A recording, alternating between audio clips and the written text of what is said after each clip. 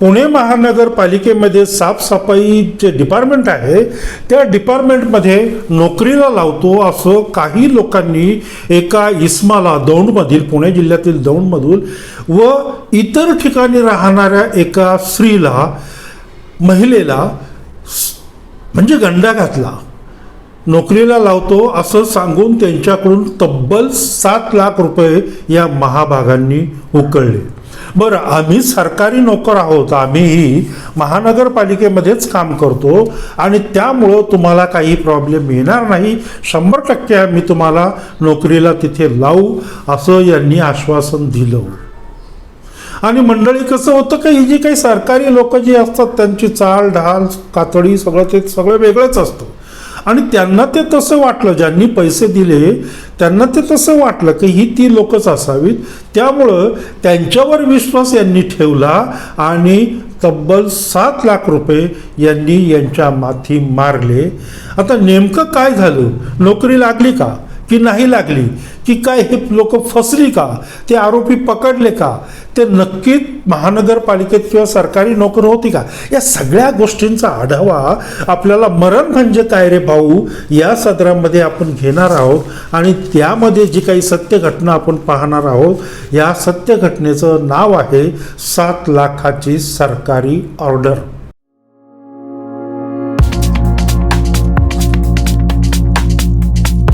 नेहमीप्रमाणे नमस्कार मित्र आणि मैत्रिणींनो, मी दिलीप थोरात आणि तुम्ही पाहतात माझे दिलीप थोरात ब्लॉग्स हे यूट्यूब चॅनल.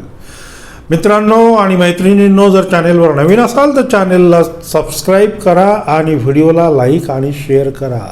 हो, आणि मंडळी आता हे नेमकं प्रकरण काय आहे, ही गडबड काय आहे ही आपल्याला संपूर्ण ऐकायची, त्यामुळं तुम्ही हा व्हिडिओ शेवटपर्यंत नक्की पहा. चला तर आता करूया व्हिडिओला सुरुवात. बघा किती भयानक करप्शन आहे या महाराष्ट्रामध्ये.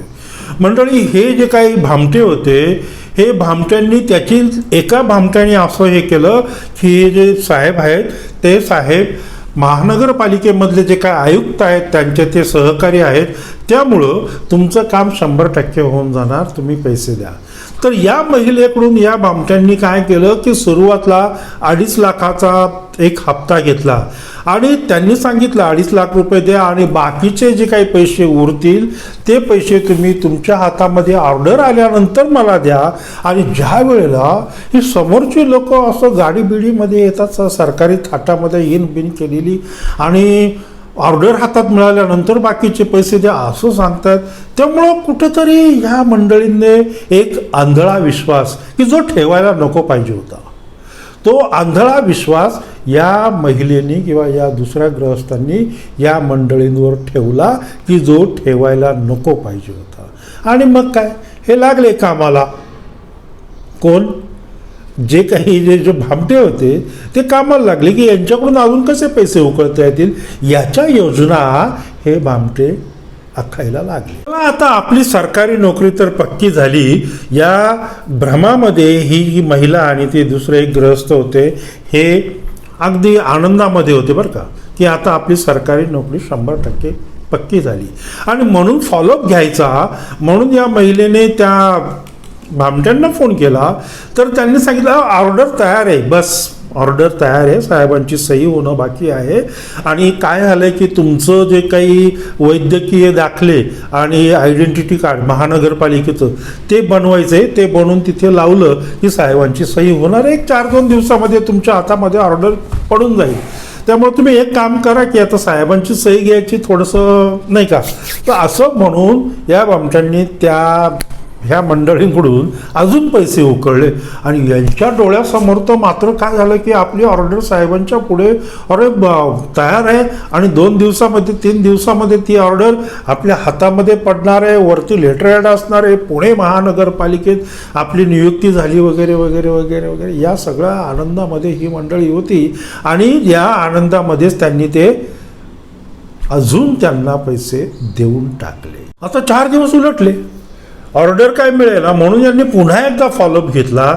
त्यावेळेला या लोकांनी सांगितलं की काय झालं की साहेबांची म्हणजे तुमची ऑर्डर साहेबांच्या टेबलावरच आहेच, पण साहेबांची तातडीने बदली झाली आणि तिथे आता नवीन साहेब आलेत, त्यामुळं त्या साहेबांना सगळं सांगणं गरजेचं आहे, सगळं समजावणं गरजेचं आहे. जो काय फायदा तोटा आहे तो भाग त्यांना समजावणं गरजेचं आहे. त्यामुळे 4-8 दिवस अजून जातील, थांबा, पण तुमचं काम आम्ही 100% करून देतो.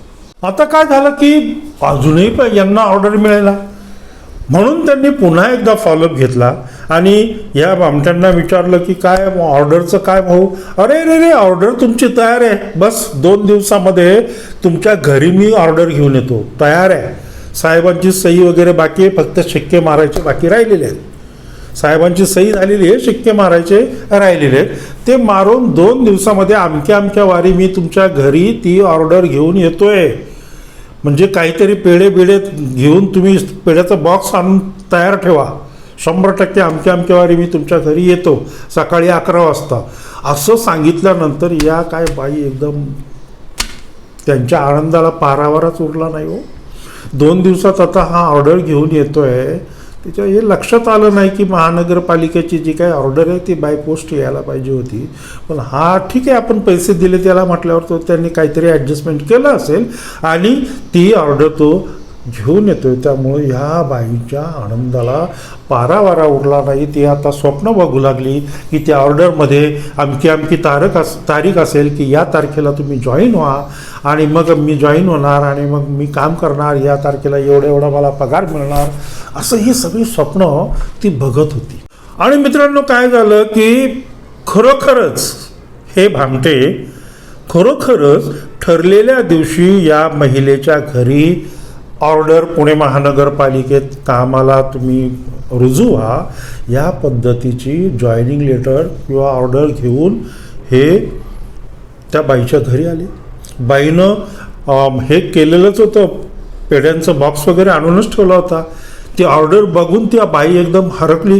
अहो म्हणे, भाऊ तुम्ही आज एक काम करा, हा पेढ्याचा बॉक्स घ्या, पण थांबा, जेवून जा, मी काहीतरी गोडाधोडाचं करते, कारण तुम्ही माझ्या आयुष्याचा प्रश्न मिटवलेला आहे, तर तुम्ही काहीतरी गोडाधोडाचं मी करते, ते खाऊन जा.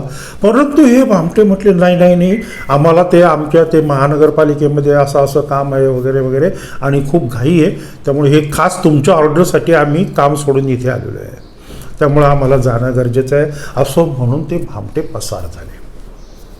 आता त्या ऑर्डरवर जी तारीख होती जॉईन होण्याची, त्या तारखेला या बाई ते गृहस्थ ते गेले महानगरपालिकेमध्ये ऑर्डर घेऊन. आता महानगरपालिकेमध्ये ऑर्डर घेऊन गेल्यानंतर त्यांना असं कळलं की ही ऑर्डर खोटी आहे. या अशा प्रकारच्या ऑर्डर आम्ही काढलेल्या नाही आहेत आणि आत्ता भरती नाही आहे, त्यामुळं ही ऑर्डर खोटी आहे. आलं का लक्षात तुमच्या की मी यांना भामटे का म्हणतोय? म्हणजे ऑर्डर देऊन सुद्धा, या बाईंना ऑर्डर देऊन सुद्धा मी यांना भामटे का म्हणतोय ते तुमच्या लक्षात आलं का? ही ऑर्डर खोटी आहे. बरं, ते जे कोण होते तिघेजण हे भामटे, तर त्यांनी चौकशी केली, बाबा हे XYZ अशी माणसं इथेच कामाला आहे, साहेबांचे ते काय म्हणतात असिस्टंट वगैरे आहेत. या प्रकारचे या नावाची कुठलीही माणसं महानगरपालिकेत काम करत नाहीत. म्हणजे ती नावं पण त्यांनी खोटी सांगितली होती आणि अशा प्रकारची कुठलीही माणसं महानगरपालिकेत काम करत नाहीत आणि ही ऑर्डर तुमची बाई खोटी आहे. आता बघा, या भामट्यांनी या बाईला आणि त्या दुसऱ्या एका गृहस्थाला 7 लाखाचा चुना लावला होता. किती? 7 लाखाचा. म्हणजे काय झालं की ही जी काही सरकारी खोटी ऑर्डर होती, त्या खोट्या ऑर्डरची किंमत 7 लाख रुपये होती. नोकरी गेली, 7 लाख रुपये गेले, फसवणूक झाली. आता या बाईंनी किंवा त्या दुसऱ्या ग्रस्तांनी बिचाऱ्यांनी हे 7 लाख रुपये कुठून आणले असतील?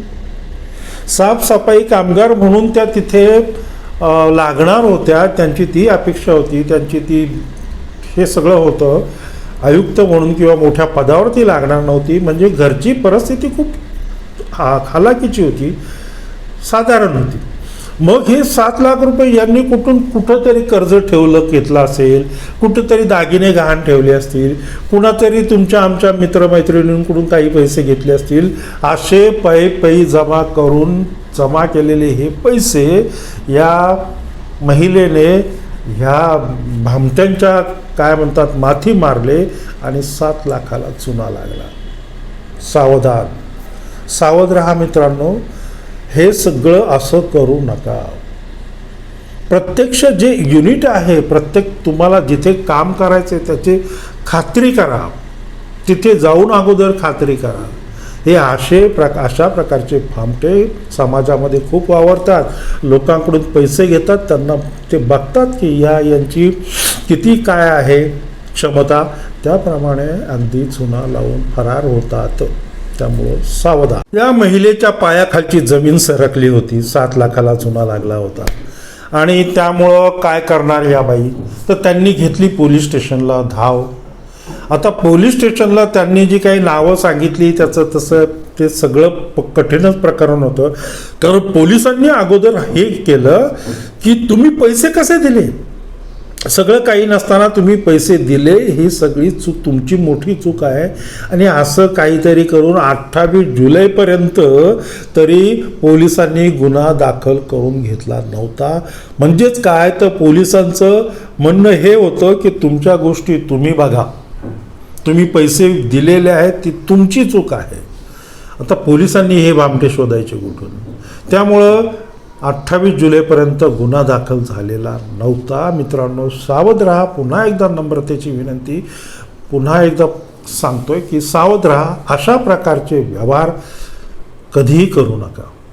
अशा प्रकारे पैसे देऊन नोकरी वगैरे लागणं हा पर्याय नाही. तुमच्याकडं टॅलेंट असेल तर त्या टॅलेंटवर तुम्ही नोकरी मागा, 100% सरकार तुम्हाला नोकरी देईल.